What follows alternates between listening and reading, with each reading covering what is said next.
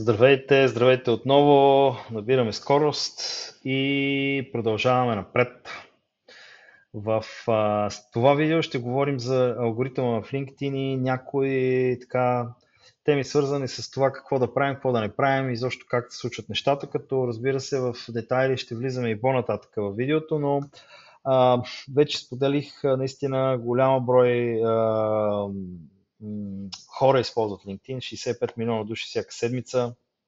М, С разлика от други платформи, LinkedIn не е създаден за вирусно разпространение на съдържание, т.е. тук не става въпрос за viral, както се обича тази дума от всички дигитални маркетолози. Това стана viral, а по-скоро за професионално свързване, въпреки че има и viral постове, също ще си говорим и за тях.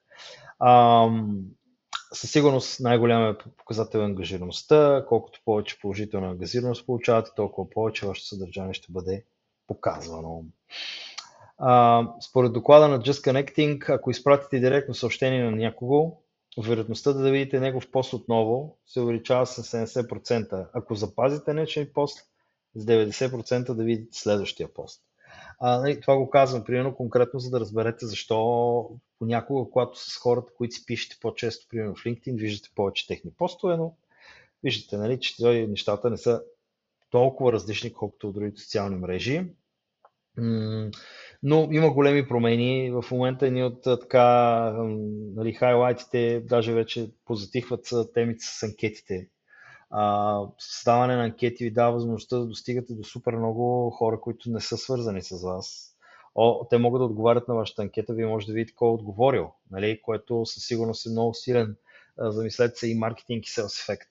Нали, ако сложите и кажете, вие продавате примерно нещо, което е скъпо и казвате, тук вие избирате скъпото на хубавото или ефтиното на така, нали, всички, които отговорят скъпото и хубавото, вие може да ги видите кои са и да ги контактнете за това, че виждам, че сте си харесали скъпото и хубавото, ето продаваме го.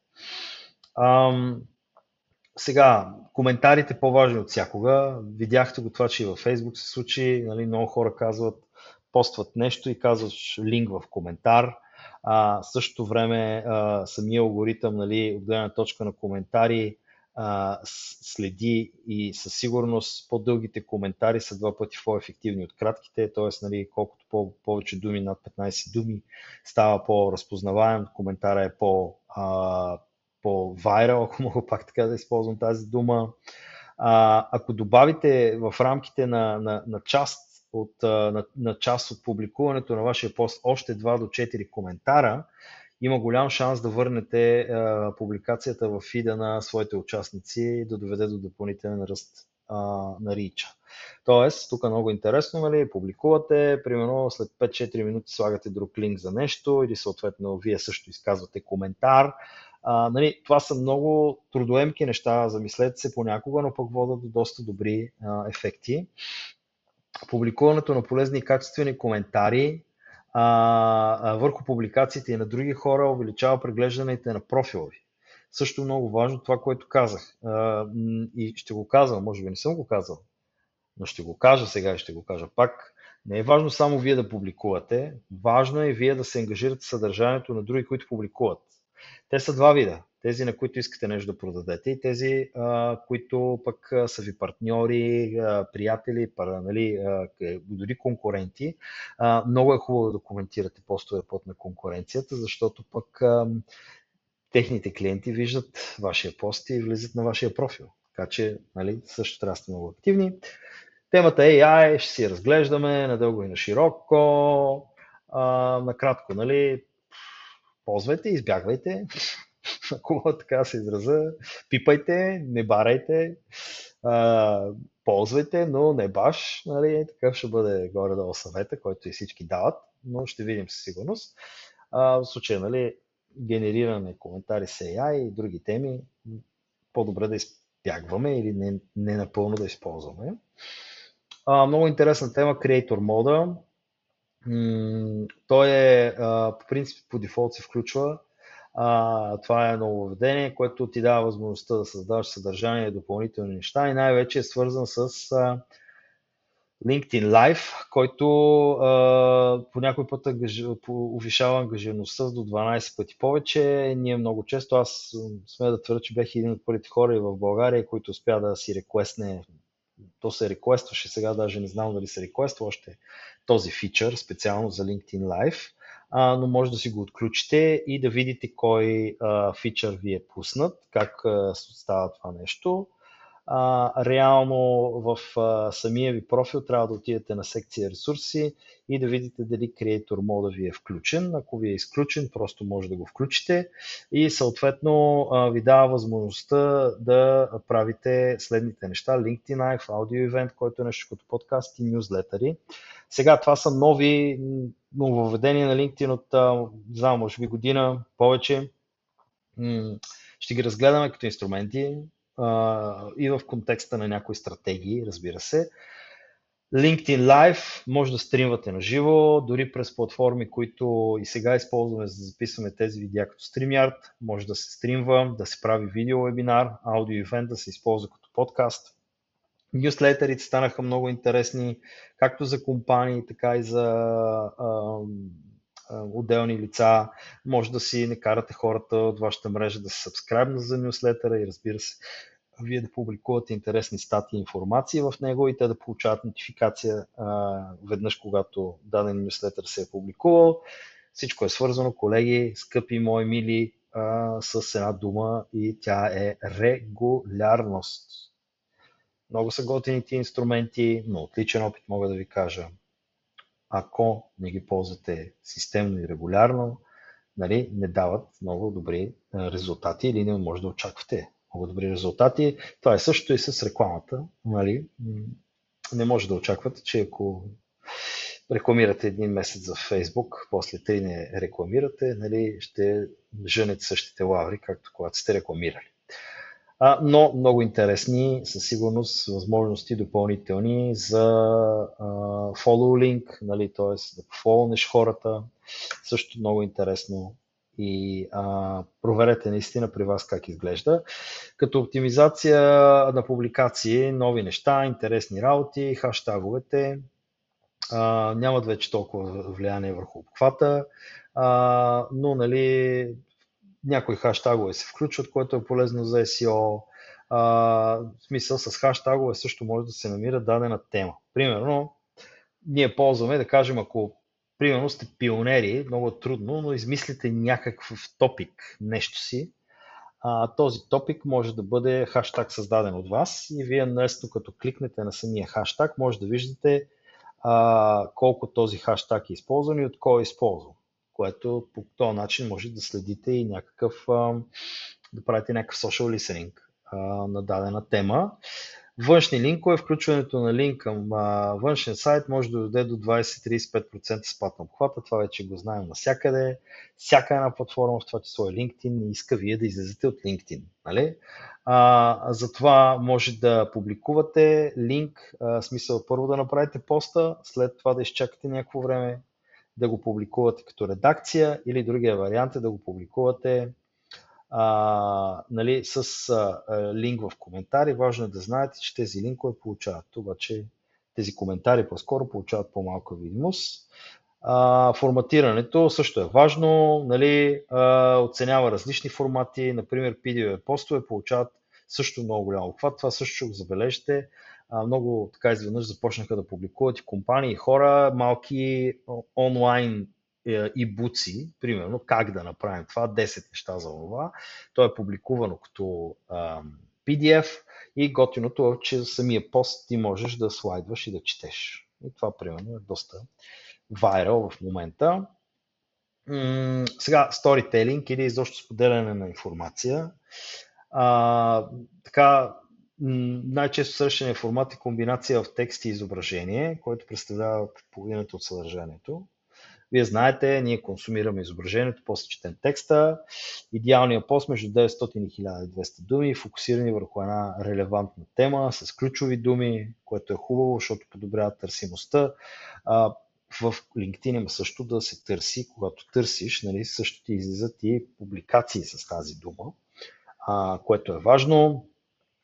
Нали, да има автентичен глас, това, което в случая ясен призив към действия, нали, някои неща звучат на български малко по-така, но call to action да има, т.е. нали, замислете се, коментирайте, най-често нали, постовете, които се създават така с идеята за повече reach, са постове, които те мотивират с а, някакъв call to action тип, споделете вашето мнение.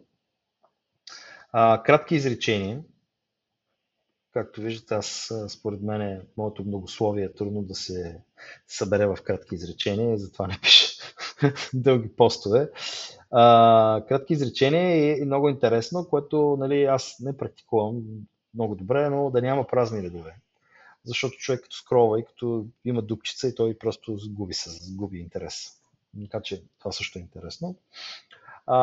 Сега самите изображения да са релевантни, не стокови, нали, персонализирани, все повече започна да се залага на автентично съдържание, на собствени снимки, на неподправени снимки в LinkedIn, дори нали, хора, които изричат някакви така съвети, бизнес съвети със собствена снимка или на някакъв интересен фон. Нали. Все повече също и в LinkedIn започна да се консумира така по-user-generated, по-native съдържание. Въпреки че висококачествени визуализации са от съществено значение, както казах, ръчното редактиране всяко изображение е времеемко и изисква умения. Нали? Така че ние в тази връзка може да използвате някакви дребни промени по снимката, но нали, не е задължително. Идеалният пост за Call to Action или Thought Leadership. Извинявайте, нали, Thought Leadership, за него ще си говорим в перспектива. Лидерството на експерта или експерта лидер. Тук въпросът е по-скоро, нали, ако искате някой да свали интересно съдържание, за да го използвате като lead generation. Постовете, които съдържат само с текст, са силен увод и завършват за въпроса особено ефективни. Тоест, нали, добро съдържание, възбуждате интерес, задавате някакъв много провокативен въпрос, хората реагират на него. Може да има QR код в биосекцията на компанията. Нали. Помислете за различни call to action, но със сигурност нали, постът с call to action е много готин и съответно някакво съдържание, което може да споделяте допълнително. Сега, видеята казах също, нали, алгоритъма на LinkedIn много ги харесва в последно време, набират обхват и сила, нали, като цяло като популярност. Използването на AI генератори нали, също може да се включи тук в случая. LinkedIn е пък място, в което хората се кефат доста на AI, по-скоро като новини. Нали. Това, че дадено видео е направено с AI, няма да ви даде чак толкова нали, минус, просто защото е очевидно. Нали, по-скоро хората бих се впечатлили. Не повече от 1-2 минути, нали, ако е нещо супер информативно, нещо, което така със сигурност нямате как да го вместите, нали, не повече от 5 минути, ясен звук, картина, нали, със сигурност добро качество на видеото нали, е относително важно, така че в видеята специално може да вложите и ще си говорим и в допълнителните ни видеа и стратегии за това нали, как да използваме видеа в определени елементи.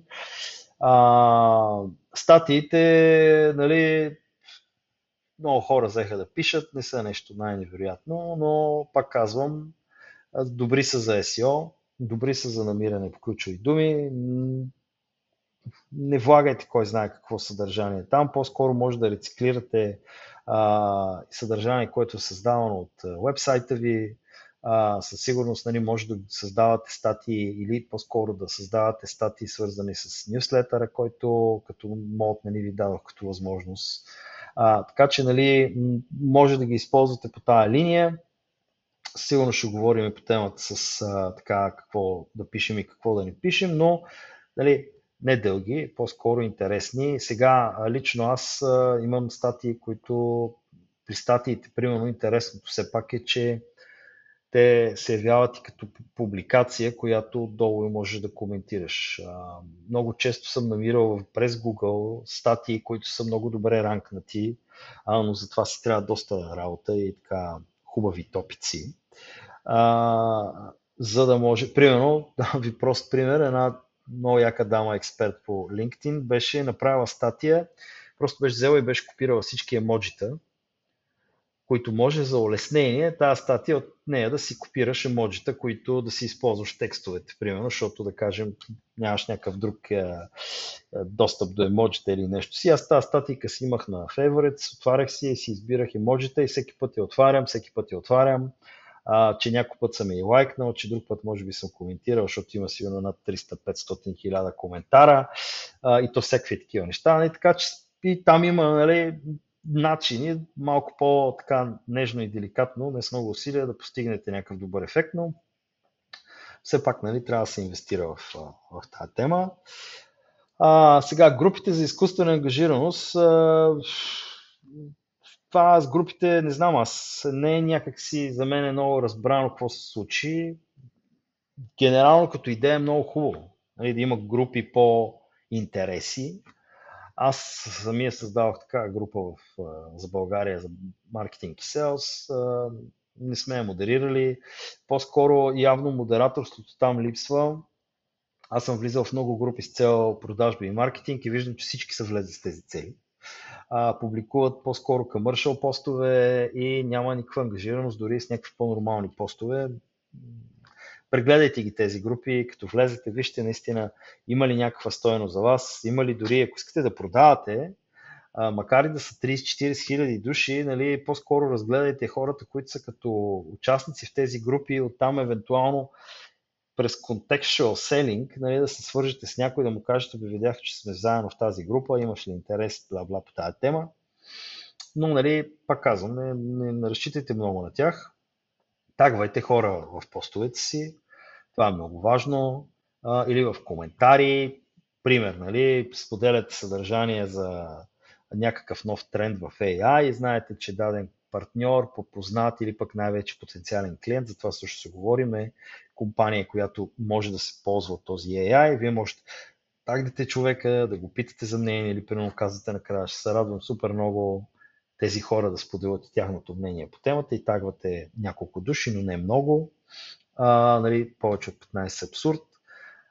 И горе-долу като публикуване много зависи от държавите, от числовата разлика, но между 8 и 11 е най-добре, защото първо съвпада с по-глобални часове и второ много от хората в този служебен така сутрешен диапазон преглеждат LinkedIn си и реагират на определени съобщения.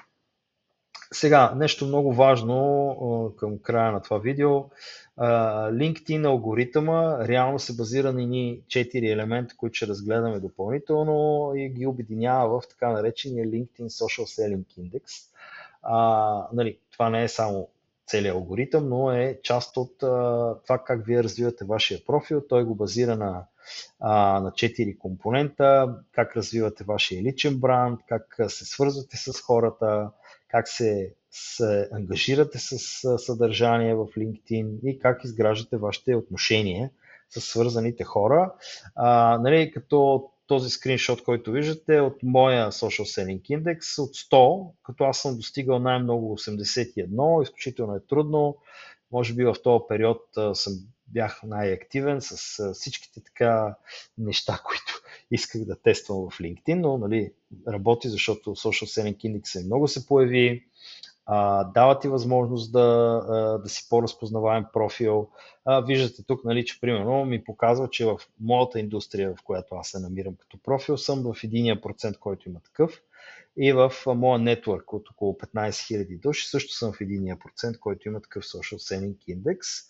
Нали, долу ти показва в твоята индустрия горе-долу 35, в твоята мрежа 45. Тоест тук може много добре да имате един приятен. Нали, сега ви съветвам, докато си говорим, да отворите евентуално вашия LinkedIn, ако нямате Professional и отдолу виждате на слайда един URL изписан linkedin.com/sales/ssi и там би трябвало да ви отвори да видите вашия LinkedIn Social Selling Index колко е и да си поставите някакви цели за повишаване. Ако е в рамките на над 60, това е много хубав показател за мен. Ако е в тези граници от 30, 40 и така нататък, имате, ако сте решили, че ще залагате на LinkedIn, имате доста работа да вършите. Това беше от мене. Надявам се да ви беше полезно, за да добиете малко повече представа как LinkedIn мисли. Продължаваме в следващите видеа.